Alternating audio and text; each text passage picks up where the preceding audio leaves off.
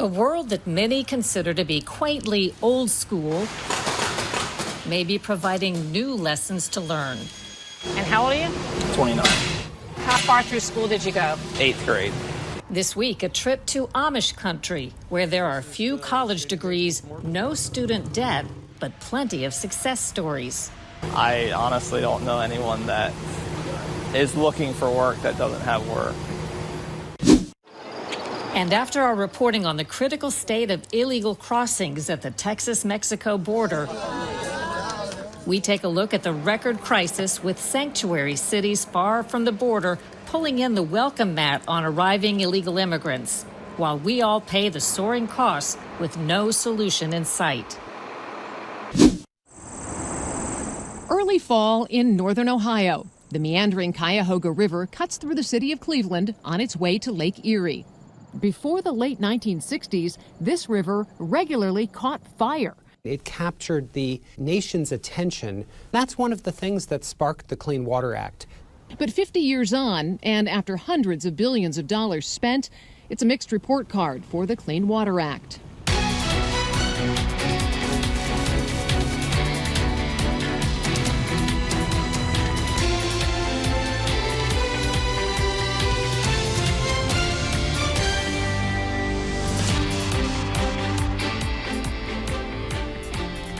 Welcome to Full Measure. I'm Sharyl Attkisson. The U.S. is said to be more educated than ever before, with 1 in 3 Americans getting a college degree. But many are asking, has that really made us any smarter or better equipped to earn a living? Today, we look for lessons to be considered in Pennsylvania Amish Country, where they're bucking outside trends and often managing to achieve incredible success off no more than an 8th grade education. So this is grades 1 to 8 here. They have one teacher. The one-room schoolhouses in Amish Country here in Lancaster County, Pennsylvania, evoke an era of days gone by. No air conditioning? Oh, my, no. No plumbing inside. This is bathrooms out here. No plumbing in here. This is a hand crank water thing for the water there.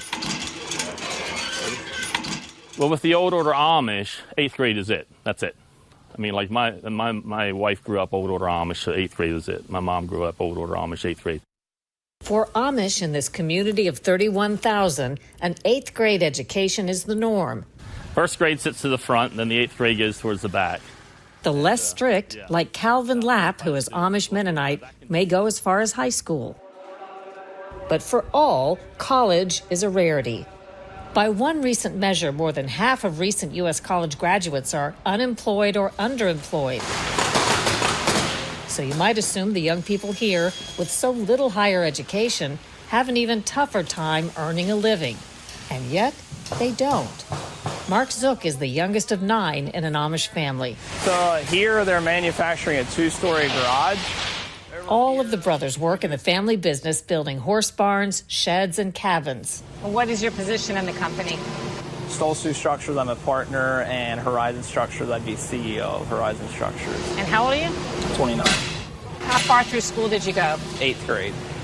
How common is it for someone your age or anywhere over age 20 or so to not have a job and not have some success, at least trying to support themselves?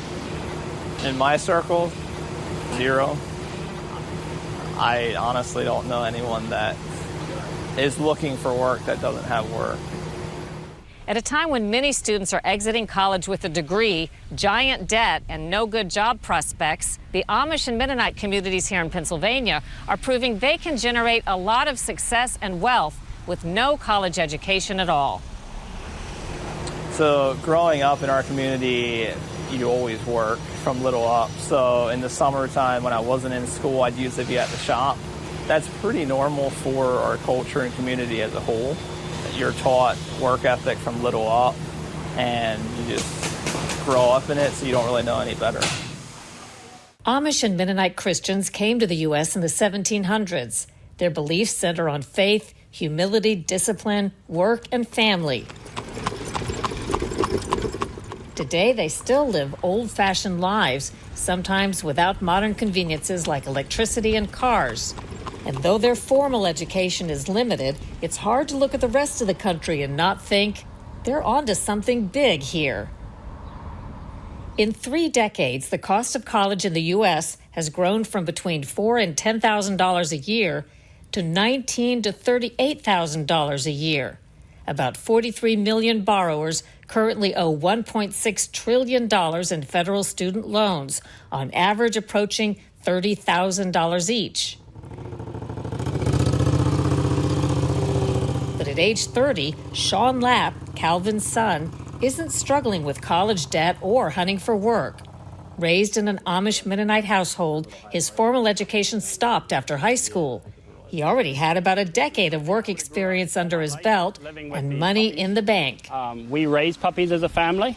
He started raising puppies at age 9, and like most boys here, joined his dad for work after school. Well, here I was growing up with Dad, like at a really young age, 10, 11, 12 years old. I was pulling the hose around for his landscaping job. As a little boy, I would have been, even after school, coming home at 3 o'clock, Dad would pick me up some evenings, and I would help him work for a couple hours. And so just at a really young age, Dad taught me that work is important, even at that age, and to learn the discipline right away. So how many did you do this morning? I got 5 done. Where'd you go? Today, Sean works with his dad's booming lawn care business, 3,000 customers, and is now buying his second house. So my first house, I was 21, and it was pretty much something that my father had said I should do as soon as I possibly can. Buy the house yourself. Yeah. My dad had taught me that I need to invest my money for a house. Already at the age of like 14, 15, he was talking about it. I had about $50,000 saved up to put down into the house. When you were 21? When I was 21, yeah. Stories like Sean's aren't the exception. This is the Shady Maple Smorgasbord restaurant. Phil Weaver's dad built a small empire on his 8th grade education. So my dad had back in the day maybe 40 cows. He said, I'm not going to have 40 cows, I'm going to have 200 cows. His father's dreams grew even bigger. He opened this farm market in 1970, and through the years expanded to what's now known as Shady Maple Plaza, which includes a giant smorgasbord restaurant and banquet center. On a busy day, how many customers do you have? The biggest day was, I think it's right around 11,500 people. Weaver went to high school and then joined his dad's business rather than attending college. From a success standpoint, it's hard to imagine what college would have added. Consider how much these businesses, built on 8th grade educations, are bringing in each year. It's a $40+ million business. Combined between the different businesses, 75 to 100 million. I don't know if it's the German drive or if it's the Amish drive, but we want to sell. I mean, we work hard for it, but we appreciate it. And yeah, they like nice things too. You know, we think they drive horse and buggies, but the horse and buggies are $20,000 for just a horse and buggy, so they're not much cheaper than a car. And then the land in this area is expensive, so to buy land here that everybody wants, it costs a lot. Some of the less observant have tested the waters of change. For example, Weaver says that today, high school is a must, and more education is needed for some professions. All 4 of his kids went to college. At one time, I just thought that my kids probably need to go to college. I very much encouraged them to go. They did pretty good in school. They sort of wanted to go. I thought it was a good thing. Looking back, I'm not sure. There's just so many jobs, especially in this community, that you can get from plumber to electrician to construction worker, and a lot of different things that you don't technically need a college education for. While much of the U.S. grapples with the weight of student debt and unemployment, the formula here remains remarkably simple, rooted in plain traditions followed for hundreds of years, and so far relatively undisturbed by modern life knocking at the door. There's more of an emphasis on education right now rather than discipline. And I feel like that's where we're going wrong even as a culture, or in U.S. in general. They're being pushed into education much more than they are being pushed into discipline right away at a young age. And I feel like discipline is going to get anybody more ahead than education will. I think some people view work as a terrible, hard thing you have to do. It's not. In fact, My mom said the worst thing about maybe going to heaven is maybe we might not work in heaven. So she's trying to figure out how she can go to heaven and still be able to work. So no, we enjoy our work. We won't do a job unless we enjoy it. Of course, many Americans aren't so lucky and owe a mountain of student debt. Next on Full Measure, an important update on the illegal immigration crisis at the southern border, new record numbers, and the cost of it all.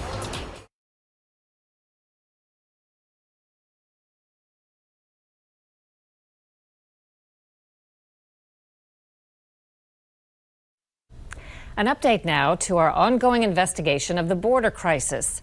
Updated numbers are out, and as expected, the number of border agent encounters with illegal crossers has passed 2.1 million this year, the most ever in American history. And there's still a month to go in the fiscal year. That breaks last year's record of 1.7 million. Authorities estimate at least that many more come into the U.S. without turning themselves in. We reported from one of the hot zones, Eagle Pass, Texas, which has seen up to 4,000 illegal border crossings a day in a town of just 28,000. It's just one example of the dysfunction resulting from an all-time historic number of illegal immigrants crossing under the Biden administration, a record number of immigrant deaths, and record U.S. fentanyl deaths from drugs brought in by traffickers. It's like we're overrun. I've opened the invitation to anyone in the administration, whether it be president, vice president, or one of his representatives, to please come to Eagle Pass, Texas. We are part of the United States. Please come and take a look of what's happening in our community. What if their plan is, this is the plan? Well, then that's unfortunate, and we will keep doing our best to maintain the order that we have. The whole crisis leaving both Democrat and Republican local officials at a loss to understand how the Biden administration could say the border is secure and that President Biden has done more to protect the border than President Trump ever did. 3 days after our story aired, Florida's Republican Governor Ron DeSantis sent a small group of 50 illegal border crossers to upscale Martha's Vineyard, an island south of Cape Cod in Massachusetts, a sanctuary state that has claimed it welcomes illegal immigrants. But residents reacted to the unwanted arrivals by saying they couldn't take care of them. But we didn't know they were coming. Like, these immigrants showed up here. We never expected them. I mean, I know Texas and Florida expects them. Instead of welcoming them to stay, someone organized an operation to remove the illegal border crossers and send them north to a military base, Joint Base Cape Cod. Democrats accused Republicans of using humans as political pawns and said the governors of Florida and Texas should be investigated on kidnapping charges. These were children. They were moms. They were fleeing communism. And what did Governor DeSantis and Governor Abbott do to them? They used them as political pawns, treated them like chattel in a cruel, premeditated political stunt. In recent months, Texas has bused thousands of illegal border crossers who are seeking asylum to New York City and Washington, D.C., sanctuary cities. Although it's the tiniest fraction of what border towns have been dealing with for years, the big cities declared emergencies and demanded federal assistance. Republicans pointed to years of the federal government arranging flights and other transports, often shrouded in secrecy, to place hundreds of thousands of illegal immigrants around the U.S., usually without notifying the local authorities. Republicans say those who support illegal immigration in sanctuary cities seem happy to have the influx only as long as it doesn't touch their own lives. You know, every community in America should be sharing in the burdens and shouldn't all fall on a handful of red states. With so many illegal crossings each day and no end in sight, many communities are grappling with paying the costs. But even in towns that aren't directly impacted, taxpayers are paying a huge price. One analysis finds each illegal immigrant in the U.S. costs taxpayers more than $9,000 a year to support. Those who have come in since January of 2021 will add a burden of $20.4 billion a year, bringing the total taxpayer cost of illegal immigration to over $160 billion every year. The Federation for American Immigration Reform says that's enough in a single year to provide every homeless veteran in America $50,000 a year for the next decade. An update to our investigations into Puerto Rico's bankruptcy, hurricane spending, and rebuilding of its electric grid at U.S. taxpayer expense. In 2017, Hurricane Maria destroyed Puerto Rico's already dysfunctional electric grid, plunging millions of people in the U.S. territory into darkness, some going without power for a year. That triggered a $17 billion rebuild for an island the size of Connecticut at taxpayer and customer expense. A test and bad news recently came with Hurricane Fiona. Officials report the storm knocked out power on most of the island. When we visited last year, Puerto Rico's multi-billion-dollar grid rebuild was well underway. But Don Cortez from the power company Luma Energy told us not to expect too much too soon. How long, according to your plans, is it going to take before you have really big, meaningful change? I would say that it's going to take 5 to 10 years to make a very, very big difference. Now, there are going to be people ask me, well, am I going to have to wait 5 years? No. We're going to make a difference every day that we're here. We make a difference. But when you say a big difference, I would say it's going to take 5 to 10 years. We're trying to prudently and reasonably spend $10 billion. Puerto Rico's power situation has been plagued by scandal. After Maria, the FBI charged 2 Federal Emergency Management FEMA officials in a bribery scheme. They allegedly steered $1.8 billion to a company hired to repair Puerto Rico's electric grid. Since the rebuild has begun, customers have demonstrated in the streets, protesting huge rate hikes and poor service, and members of Congress have criticized what they consider too slow progress. Puerto Rico is technically in bankruptcy after a series of financial scandals. Its budget is under management of a financial oversight board created by Congress. That board, which has plenty of critics, privatized the publicly owned power grid in an effort to improve it. When we come back, are America's waters cleaner now than they were 50 years ago?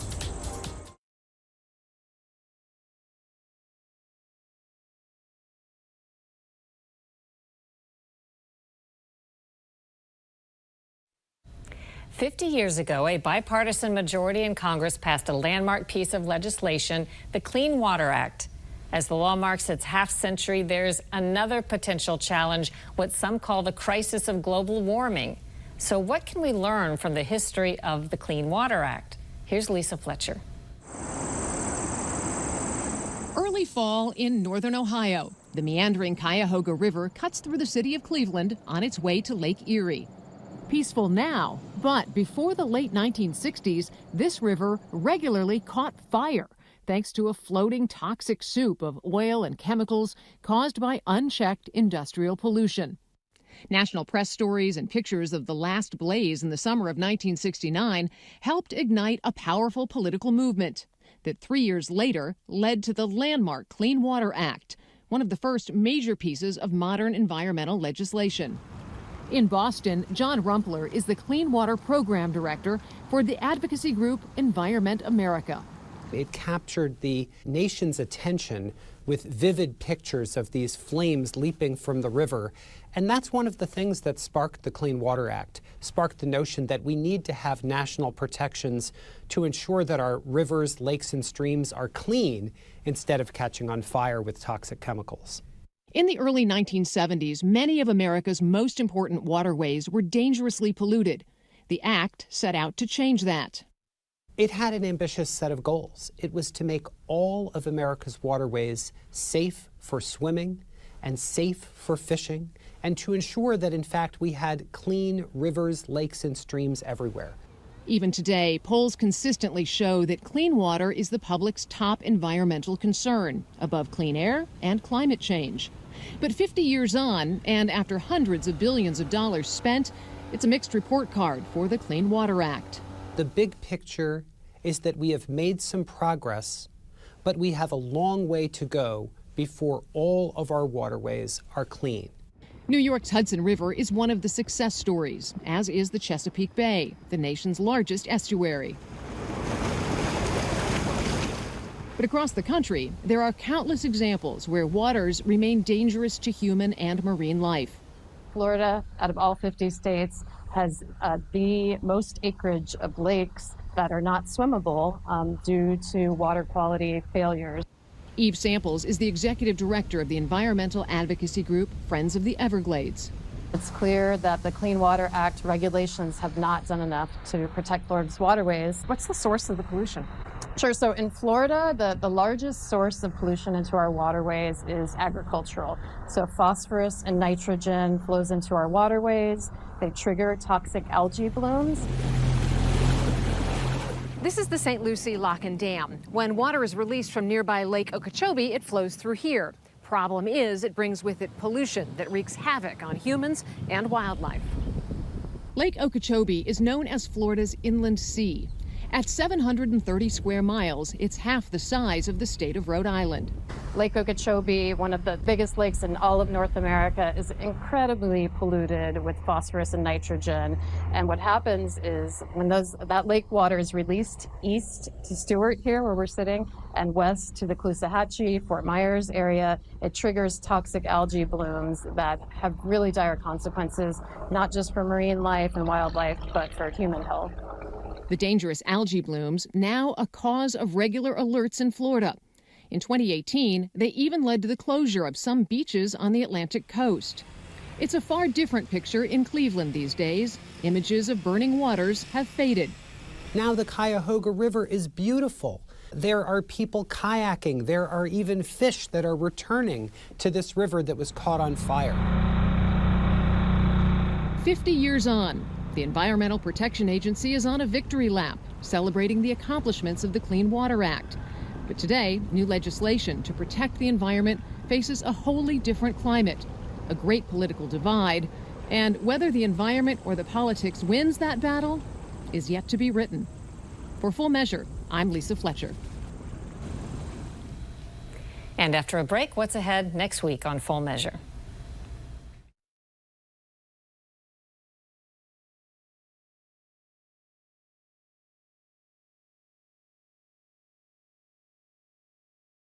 Coming up next week on Full Measure. 2 years after the January 6th Trump rally and Capitol rioting, questions about the FBI's aggressive role. Looked like a dozen agents around your house. Oh, it's a lot more than that. So there was 20 plus agents there. They had snipers. They had vehicles to block it off the street. I mean, it was insane.